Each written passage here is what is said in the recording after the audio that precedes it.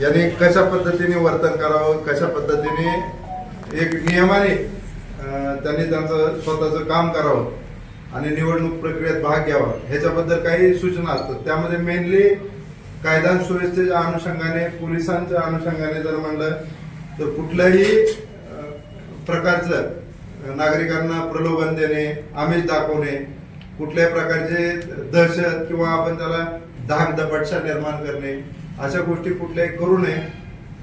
आणि ह्या अनुषंगाने पोलीस खात्याकडून विविध उपाययोजना राबवल्या जातात। जसे की जे काही आम्हाला मागच्या काही वर्षामध्ये रेकॉर्डवरचे जे गुन्हेगार आहेत, ज्यांनी इलेक्शन मध्ये गोंधळ घातलेला आहे किंवा जनरली इतर दंगा, बॉडी ऑफेंडर्स याच्यावरती आम्ही लक्ष ठेवून असतो, त्याचा रेकॉर्ड काढत असतो। त्यातून आम्ही बरेच प्रस्ताव तडीपारीचे जे महाराष्ट्र पोलीस अधिनियम 55-56-57 नुसार पाठवलेले आहेत तयार करून, त्यांच्या आदेश निघतील। त्यानंतर जे प्रिव्हेंटिव्ह ऍक्शन म्हणतो आपण, नवीन BNS ऍक्ट नुसार 120, 129, 130 ह्याच्यानुसार सुद्धा आपण जे संभाव्य व्यक्ती वाटतात की हे प्रॉब्लेम करू शकतात त्यांच्याकडून आपण तहसीलदारांमार्फत किंवा माननीय SP साहेबांमार्फत बॉन्ड घेत असतो, जेणेकरून त्यांच्यावर एक बंधन राहील की त्यांनी बाबा व्यवस्थितपणे वर्तन ठेवावं, जेणेकरून ही जी इलेक्शन प्रक्रिया आहे ती एकदम भयमुक्त वातावरणात, पारदर्शक वातावरणात पार पडावे। कुठलेही आमिष, कुठलेही धाकधपटशा, दहशत, प्रलोभन ह्यांना वगळून चांगल्या पद्धतीने पारदर्शकपणे निवडणूक पार पाडावी ह्यासाठी पोलीस प्रशासन आम्ही सज्ज आहे। या अनुषंगाने आम्ही SST, FST जे पथकं आहेत, फिरती पथकं, स्टॅटिक पथकं, ज्याच्यामध्ये आम्ही चेकिंग केलं जातं, ह्याचे नेमणुका झालेल्या आहेत। रात्रीचं पेट्रोलिंग आहे, काही ठराविक जे ऑफेंडर्स वाटतात त्यांच्याकडे चेकिंग, कोमिंग ऑपरेशन मार्फत। त्यानंतर जसं जसं इलेक्शन जवळ येईल त्या अनुषंगाने एक्स्ट्रा पोलीस बंदोबस्त जो अकलूज पोलीस स्टेशनचा आहे त्याच्या व्यतिरिक्त एक्स्ट्रा पोलीस बंदोबस्त मागवणे आणि त्यामार्फत व्यवस्थित कायदा सुव्यवस्थेचा अंमलबजावणी करणे, या प्रकारे आम्ही उपाययोजना राबवत आहोत। कोणाला काय प्रश्न असतील? मतदारांना काय आवाहन कराल? मतदारांना एकच आवाहन करू आम्ही की कुठल्याही प्रकारची अडचण असेल, कुठल्याही प्रकारची तक्रार असेल, काही बेकायदेशीर होतंय, काय कोण धमकावतंय, कोण भीती दाखवतंय किंवा काही बेकायदेशीर काही कृत्य होत असेल तर तात्काळ पोलिसांशी संपर्क करावा, त्या अनुषंगाने पोलीस कारवाई करते। दहशत निर्माण करणाऱ्या लोकांची काही नावे यादी आली का आपल्याकडे? दहशत निर्माण करणाऱ्या लोकांची नावं यादी तसं पोलीस खातं हे रेकॉर्डवर काम करत असतंय। जे आपण म्हणू की मागच्या 10 वर्षात रेकॉर्ड तयार आहे। आता आम्ही जवळपास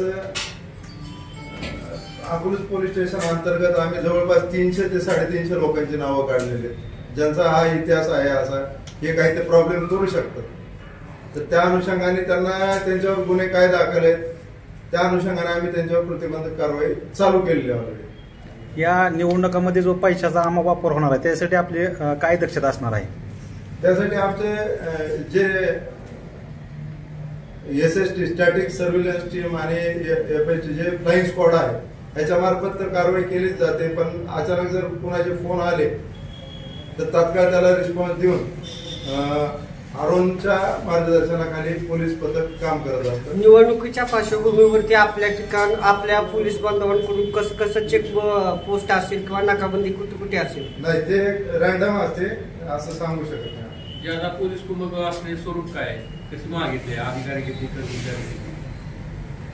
ज्यादा पोलीस कुमक जे आहे, आपण अख्ख्या महाराष्ट्रामध्ये इलेक्शन आहे, आता ऍक्च्युअल ज्या पद्धतीने सगळीकडेच इलेक्शन असल्यामुळं बंदोबस्त कसा मिळतो त्या अनुषंगाने पण आमची तर मागणी जे राईट कंट्रोल टीम आहे, RCP, SRPF उपलब्ध असेल तर SRPF ची मागणी आणि पोलीस मुख्यालयातून एक्स्ट्रा पोलीस मनुष्यबळ अधिकारी आणि आपण अकलूज डिव्हिजन मध्ये Natepute police station, Malshiras police station, Velapur police station, इकडं नगरपालिकेचे इलेक्शन नाही तर तेही आपण मनुष्यबळ वापरतो।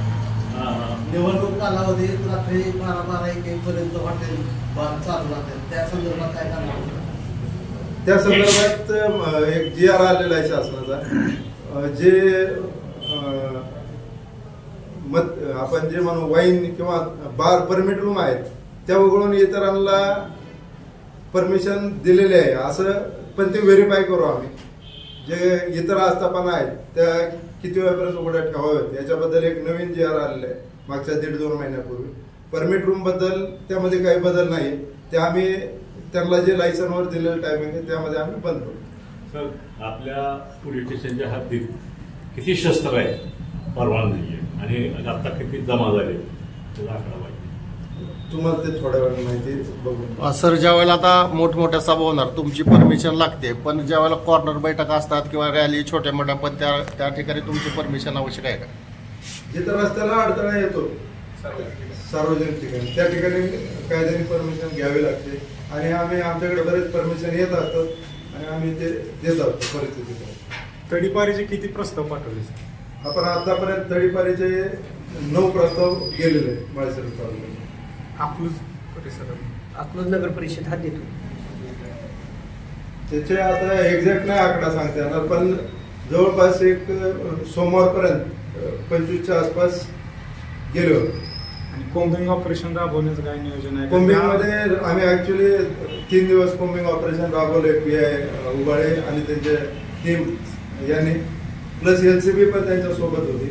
आणि आता इथून पुढे इलेक्शन पार पडेपर्यंत हे अचानकपणे कुठं नाकाबंदी होईल, कुठं कोम्बिंग होईल, सर्चेस होतील, जशी माहिती मिळेल त्याप्रमाणे कारवाई होईल. ते आतापर्यंत केलेल्या काय कारवाई करण्यात आली? काय साठा जप्त करण्यात आला किंवा पुन्हा कारवाई करण्यात आली? आतापर्यंत आपण जर हे म्हटलं तर याच्यामध्ये जवळपास एकूण 9 केसेस केलेले आहेत आपण अवैध व्यवसायाविरुद्ध.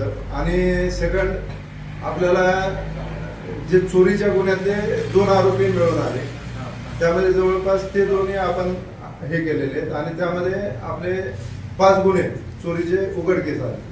ह्याच्यातून आपण एक संदेश देण्याचा प्रयत्न करतो की बाबा आमचं मेन टार्गेट त्यावेळेस काही अवैध शस्त्र वगैरे कोण बाळगतंय का किंवा अवैधरित्या कोण कॅश बाळगतंय, ह्याच्या अनुषंगाने आम्ही ते कोम्बिंग होतं. पण त्यात आम्हाला ह्या पद्धतीची आमची कारवाई झाली.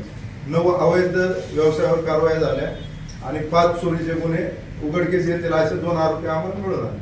सर, वाहनाला ज्या वेळेला आता चित्र मिळतील जे त्याचे, तर ते वाहनाला झेंडे लावतील किंवा ते चित्र, त्यासाठी काय प्रोसेस राहील किंवा त्याला असेल का तुमचं हे? वाहनाला चित्र ज्यावेळेस ते स्पष्ट होईल चित्र, त्याबाबत गाईडलाईन्स देतील, त्याप्रमाणे कारवाई होईल. अकलूजमध्ये संवेदनशील आणि अतिसंवेदनशील असे किती बूथ आहेत आणि त्याच्यावर आपली व्यवस्था, सुरक्षा व्यवस्था कशी असणार? आता हे जे आहे संवेदनशील, अतिसंवेदनशील असं जर म्हटलं तर तो क्रायटेरिया वरून येतो, आपण आपल्या इकडून पाठवतो. आपण तसं तर काय संवेदनशील बूथ म्हणून आपण एक फिगर केलेली आहे, 14 बूथ आपण संवेदनशील. पण ते फायनली आहे ना वरतूनच सँक्शन होतं त्यांच्या क्रायटेरियामध्ये बसल्यानंतर. आणि संवेदनशील असं अतिसंवेदनशीलला इलेक्शन कमिशन कडून गाईडलाईन्स येतात की इथं आता विधानसभा लोकसभेला जनरली पॅरामिलिटरीचं एक सेक्शन लावा, अशा पद्धतीने तरतूद असते. आता स्थानिक स्वराज्य संस्थेला ज्या पद्धतीने गाईडलाईन्स येतील त्या पद्धतीने त्याला आपण म्हणतो इलेक्शन कमिशन कडून स्केल काय प्राप्त झालं, एका बूथवर किती लोक लावावे, संवेदनशीलला किती, अतिसंवेदनशीलला किती, जे काही स्केल असेल इलेक्शन कमिशन कडून त्या पद्धतीनेच लावण्यात येईल. रूट मार्च काढण्याचं काय नियोजन? रूट मार्च काढणार आहोत. मतदारांना मुक्तपणे भीतीयुक्त मतदान करण्यासाठी आपल्या प्रशासनामार्फत काय आव्हान असणार? पोलीस प्रशासनामार्फत एकच आव्हान आहे, ज्या आचारसंहितेचा मुख्य उद्देश आहे की कुठल्याही आमिषाला बळी न पडता, कुठल्याही दहशतीमध्ये न वावरता किंवा कुठल्याही प्रलोभनाला बळी न पडता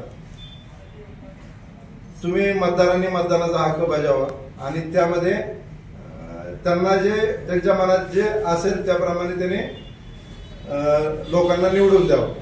तर पोलीस प्रशासनामार्फत हेच आव्हान आहे की जर असं काही निदर्शनास येत असेल किंवा स्वतःच्या बाबतीत मतदाराच्या बाबतीत घडत असेल तर त्यांनी तात्काळ पोलिसांशी संपर्क करावा. आम्ही त्याचं नाव जर त्याला जास्त त्याची इच्छा असेल तर त्याचं नाव सुद्धा आम्ही गोपनीय ठेवू. मतदान केंद्रावर सीसीटीव्ही आणि वेबकास्टिंग किती ठिकाणी असेल? ते